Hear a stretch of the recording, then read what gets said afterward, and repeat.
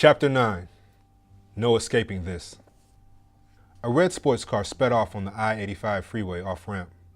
The car quickly turned onto the less-traveled Boyd Highway and continued to pick up speed. In her haste, the driver did not notice a police cruiser making chase. However, it was not a highway patrol officer, but a regular Metro police car pursuing the vehicle. Police officer Cynthia Brown was conducting a speed check on this remote section of Boyd Highway. This section was located close to Robin Antonio Park, where 2 dead Mexican men had been found murdered. Therefore, this area was a place of interest for the local police.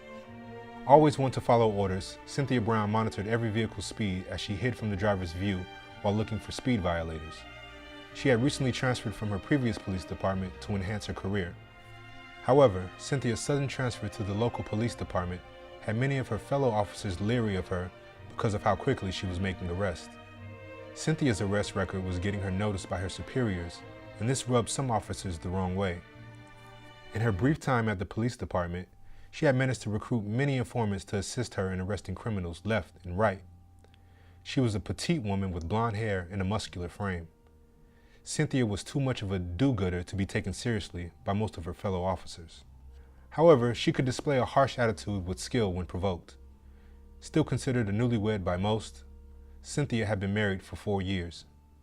Cynthia's commitment to her job made her even deal with average car speedsters in a by-the-book manner. She was always a stickler for the rules.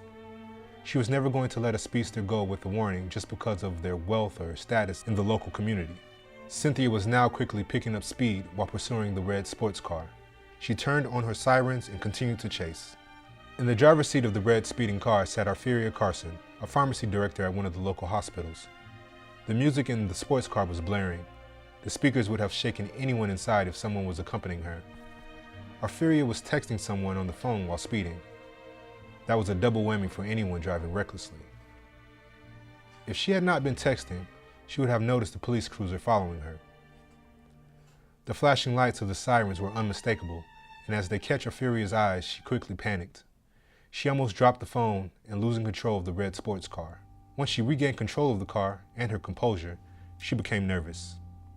Arferia knows that this traffic stop will not go well for her since she's transporting 800 pills of oxycodone and Percocet.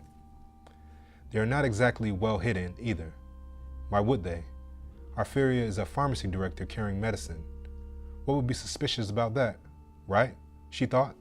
However, Arferia did not want to take any chances. She looked for a discreet location to dispose of the drugs before the police could notice. She slowed the car just enough, preparing to throw the drugs out of the window. Arferia made a mental note of where she would throw the drugs so she can come back and get them later. Or at least, that was the plan. Before Arferia could make the throw, another police car from the opposite direction stopped their car in front of Arferia's sports car, causing her to step on her brakes immediately. Arferia had a defeated look on her face as a police officer approached her car. She was too scared to even realize that the music was still playing loudly. Her car's window was rolled down as she watched police officer Cynthia Brown walk towards the driver's side of her car. Please turn off your music and provide me with your license, registration, and proof of insurance, ma'am. Why are you in such a hurry today, miss? Cynthia Brown asked, with one of her hands holding a notepad and her other on her hip, close to her holster. Arferia Carson took a deep breath and cleared her throat. I didn't realize that I was speeding, officer.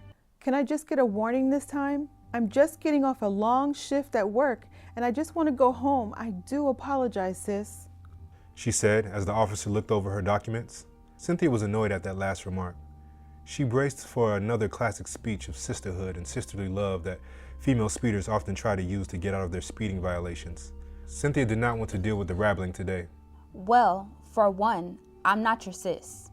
Now, since you were going 50 miles over the speed limit, I'm going to have to arrest you for reckless driving.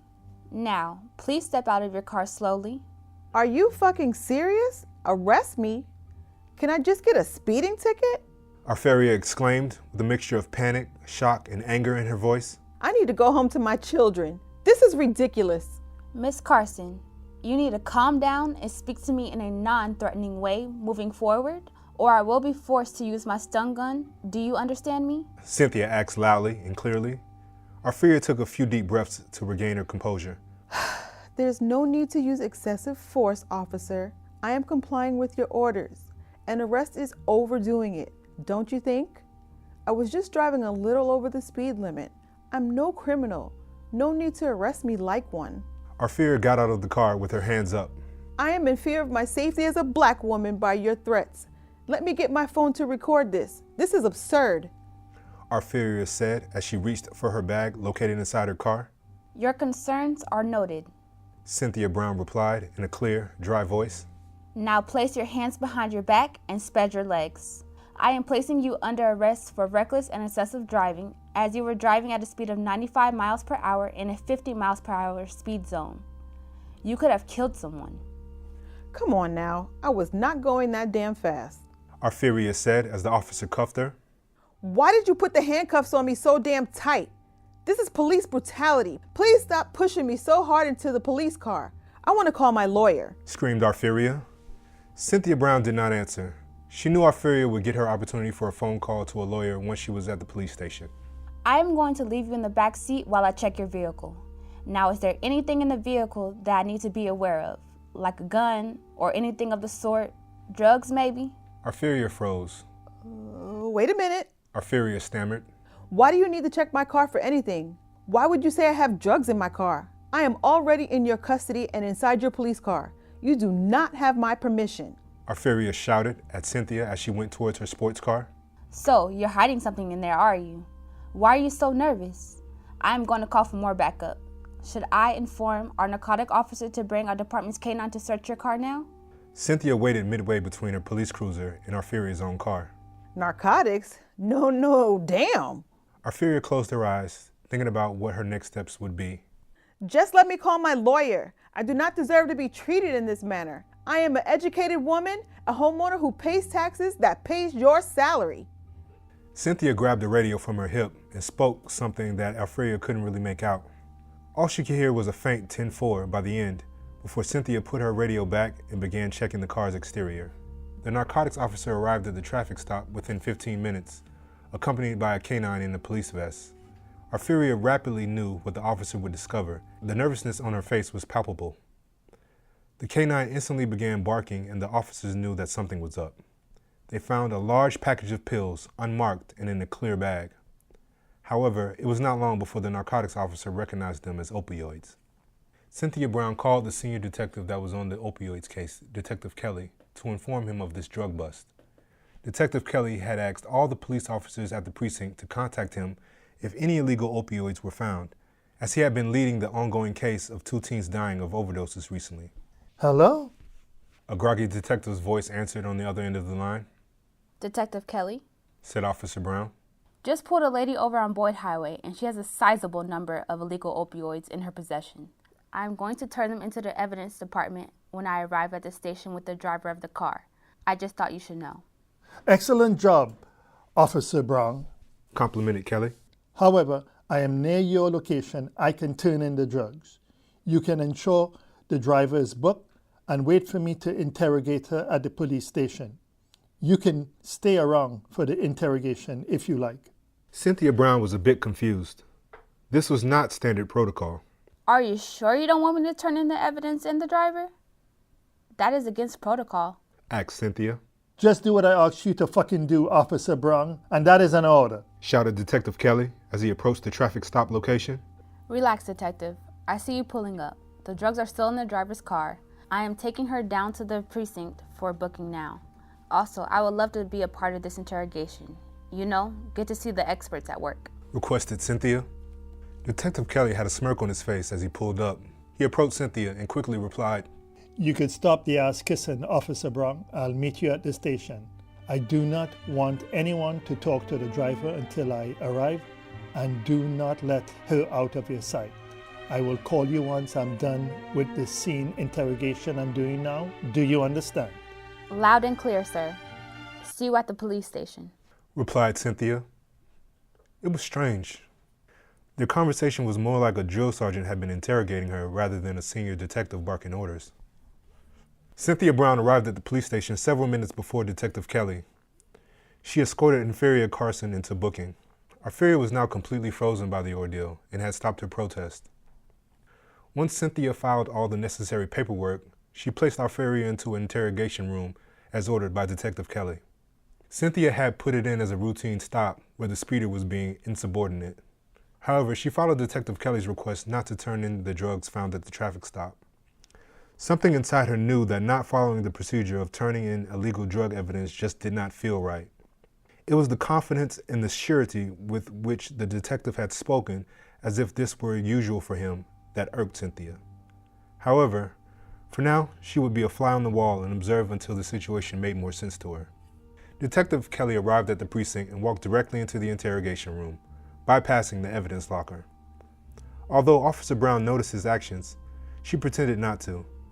He quickly asked Officer Brown to step out of the room while he talked to Arferia alone. Mrs. Alferia Carson, can you explain to me why you had over 800 pills of oxycodone and Percocet in your possession? He asked as he entered the room. Arferia was crying. Look, I cannot go to jail. She said in between tears, her sobbing forcing her voice to break every now and then. I have a family and a fantastic job. What can I do to make all this shit just go away? Detective Kelly smirked. You can start by telling me who you work for and to whom you were going to drop off the pills, He said as he pulled out a few pills in an evidence bag, unmarked and unfiled. I know you are not just some common street peddler selling these on the corners to whomever comes by. You must assure me that I will not go to jail before I start talking. When can I call my lawyer? Arferia asked as she sobbed. You can call your lawyer when I'm fucking telling you that it's okay for you to do so, Said Detective Kelly as he threw the pills with the evidence bag on the interrogation table. However, you are going to tell me all I need to know and maybe I'll cut you a deal. He told her. Okay, Arferia said, her tears slightly receding. but you must protect me. I need to know if my family's going to be okay. I do not want to lose my job at the hospital. Detective Kelly raised his eyebrows as if surprised. So, you work at the hospital. Which one? What is your job there? I am the director of a pharmacy. Arferia replied. A smile broke out from the corner of the detective's mouth. So you are stealing opioids from your job. That is ingenious. He leaned back. You got a free supply of drugs. I mean, you must be the ringleader of this operation. I'm sorry, but I will not be able to help you. This looks like RICO charges for you, Arferia. He smiled, looking directly at her. He knew she was not the leader. Not at all. Arferia was herself surprised and got confused. Wow, I am no damn ringleader or drug kingpin. Why are you going to charge me with RICO charges? Her voice was rising now. I am just a small piece of the operation. Angelita Dallas is who you want. Tears were coming back now. Just cut a deal with me, and I will tell you everything I know. I cannot go to prison. I have kids that need me. Detective Kelly knew he had her. I think you can use the phone now. You are going to need your lawyer here to help you out of this. Let me know when you're ready for the deal. Detective Kelly said as he got up, leaving a crying Arferia in the chair, alone. This arrest before had been a remarkably successful coincidence. The detective just hoped that the officer Cynthia Brown would not pry her nose where it did not belong. Goody-good police officers like her had a habit of putting operations like his in jeopardy. The detective got the details of the hospital that Arferia was working in and noted that it was not too large of a pharmacy to even be the central location of such an operation. He knew that there was more information about this drug operation. Even if someone altered the missing drugs documents at the hospital, there was no way Arferia could steal over hundreds of pills without being noticed. There had to be more hospitals involved, Detective Kelly thought. He continued to listen to Arferia as she explained the entire drug organization's operation. Detective Kelly knew that this new drug game player would need someone deep in the belly of the beast, someone with authority. He would help them. For a fee, of course. The detective arrived at Angelita Dallas's hospital early that morning. He witnessed Angelita getting out of her car to enter the hospital. As she locked her car door, Detective Kelly came up to her and called her name. Angelita turned around in a flash, shocked at the sudden appearance of the man. It took her a moment to register that he was showing her his badge. Angelita Dallas, I need to talk to you in private. Detective Kelly said as he put his badge back in his pocket. Angelita straightened herself. How can I help you, officer? Do you know Ophelia Carson? He asked. Angelita took a moment to respond, feigning still being confused and shocked at his sudden appearance. The detective noticed a glint of shock in her face, of sudden realization. That name doesn't ring a bell. I'm not sure I know her. What's the problem? She asked. The detective laughed. That's funny because she knows you. He crossed his arms. She was caught with a large amount of prescription pills, and Ophelia named you as her boss. In fact, I was informed of an entire drug organization made up of hospital pharmacy directors stealing and selling oxycodone and Percocet pills all over the tri-state area.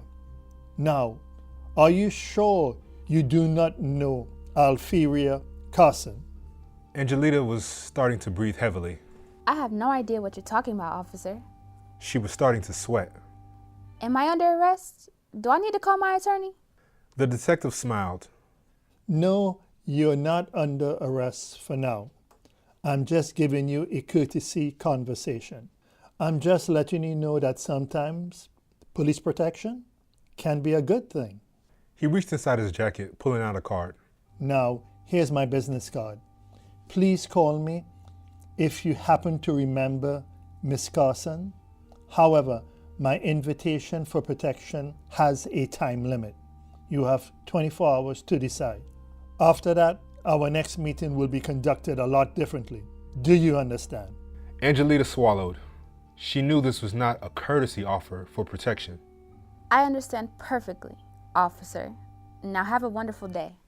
Angelita said, taking hold of the card and staring at it as the detective exited. As Detective Kelly walked back to his undercover vehicle, Angelita looked at him, not moving from the parking lot. She waited until he exited the hospital property and immediately started to plan her escape from the area. In her head, she had wondered why Ophelia didn't drop off the pills last night to Lisa Chin. Angelita quickly called her boss and explained she was feeling nauseous. Her boss instructed her to go home, and she did as fast as she could. Angelita had to remove the remaining pills from her house. She had money saved and would have to use it immediately. She wanted to avoid issues at her workplace. Angelita decided to submit her job resignation by email, too. The detective gave her 24 hours to decide. However, she would only need 10 to leave the city and the country. There was no way she was going to work.